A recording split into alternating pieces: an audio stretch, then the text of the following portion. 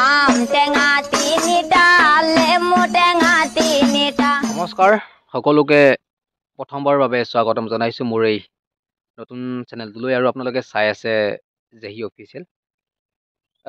বহুত দুখৰ কথা, মোৰ ইয়াৰ আগতে এটা চেনেল আছিলে এম জে পাপু বুলি।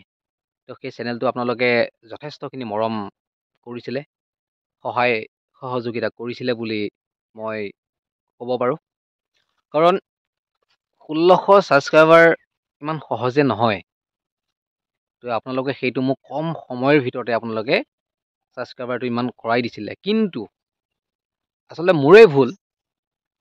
কিছুমান কপিৰাইট আহি গ'ল, কিছুমান মিউজিকত আহিছে, কিছুমান কিবাহত আহিলে, এনেকৈ আহিলে অগৰম প্ৰগৰম ঢেৰ কিবা কিবি আৰু এনেকৈ আহিল। অহাৰ পিছত মই মোৰ চেনেলটো উৰাই দিবলৈ বাধ্য, কাৰণ ইমান আহি থাকিলে ভাল নালাগে ন।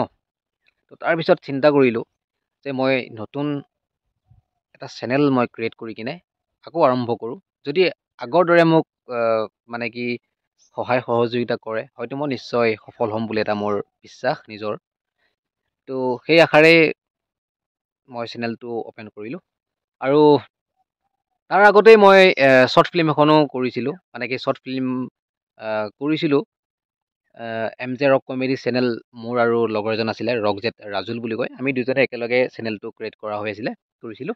আৰু তাতেই বিভিন্ন ধৰণৰ শ্বৰ্ট ফিল্ম আছে, প্ৰায় কমেডি বেছি আছে, আপোনালোকে যদি চাব পাৰে। এতিয়া চিনেমা ৰক 2.0 আছিলে নে কি আছিলে, মানে সম্পূৰ্ণ মই নামটো পাহৰিছোঁ।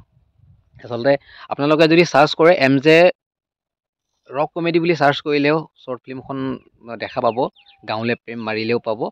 তেনেকৈ পাৰে, যদি চাব বিচাৰে চাব পাৰিব। এতিয়া নতুনকৈ আপোনাৰ হাৰ্টলেছ বুলি এখন ফিল্ম আহি আছে, অহা কাইলৈ ৰিলিজ হ'ব, 9 তাৰিখে হ'ব। তো আৰু ইমানখিনিয়ে। তো বাকী যি কি নহওক, আজি আমি নতুন ছিংগাৰৰ বিষয়ে কথা পাতিবলৈ আহি আছোঁ। তো কেনেকুৱা হয় ভিডিঅ'টো সম্পূৰ্ণ চাব। যদি ইয়াত ভুল ভ্ৰান্তি কিবা হয় আপোনালোকে নিজৰ বুলি ক্ষমা কৰি দিব। তো আজি আমি কথা পাতিবলৈ গৈ আছোঁ আফিয়া খাতুন। আফিয়া খাতুন কোন আপোনালোকে চিনি পায়নে? যদি চিনি পায় প্ৰথমে কমেণ্ট কৰিব। আৰু আফিয়া খাতুন আচলতে কোন মই আপোনালোকক জনাই আছোঁ।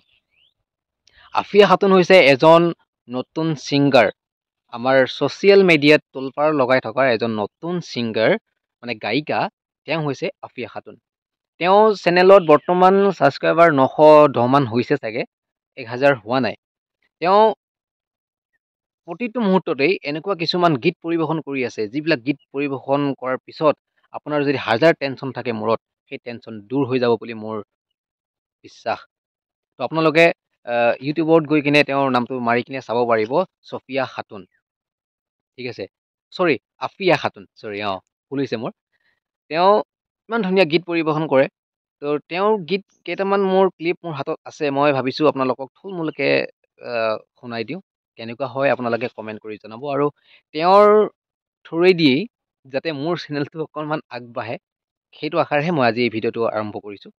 তো বেছি দেৰি নকৰাকৈ আফিয়া খাতুনৰ কণ্ঠত কেইটামান গীত আপোনালোকৰ আগলৈ আগবঢ়াবলৈ বিচাৰিছোঁ।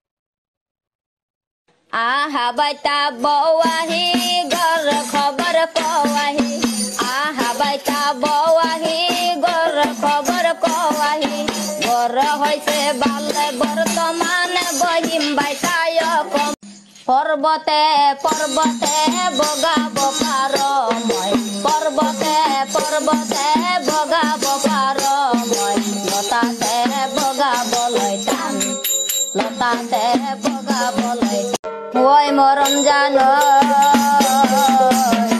তোমাক দেখি হাঁহি হাঁহি প্ৰাণে হেৰিব, তোমালোক ঘৰলৈ কেতিয়া যাব, তোমাক দেখি হাঁহি হাঁহি প্ৰাণে হেৰিব, তোমালোক ঘৰলৈ কেতিয়া যাব, ওই মৰম জানো, তোমাক দেখি হাঁহি হাঁহি প্ৰাণে হেৰিব, তোমালোক ঘৰলৈ কেতিয়া যাব, আলহী আহিছে মোৰ ঘৰলৈ, আম টেঙা দিছো খাবলৈ, আলহী আহিছে মোৰ ঘৰলৈ,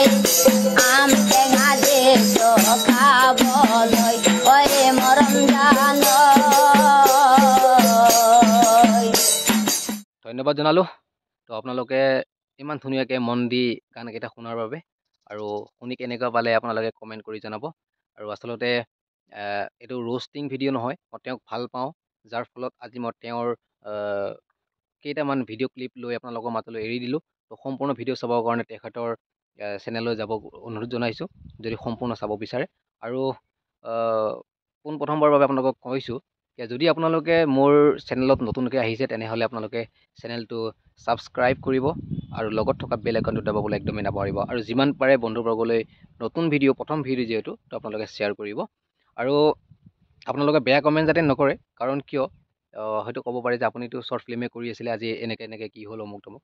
তো শ্বৰ্ট ফিল্ম মই নকৰা কাৰণটো এইটোৱেই, কাৰণ মোৰ ব্যক্তিগত কিছুমান কাম আছে, যাৰ ফলত মই টাইম দিব নোৱাৰা হৈছোঁ। তো যদি কেতিয়াবালে মই টাইম দিব পাৰোঁ, হয়তো মই আকৌ চেনেললৈ যাম বুলি এটা আশা আছে। তো বাকী বেছি দেৰি নকৰাকৈ আজি ভিডিঅ'টো ইমানতে সমাপ্ত কৰিব বিচাৰিছোঁ। জয় আই অসম।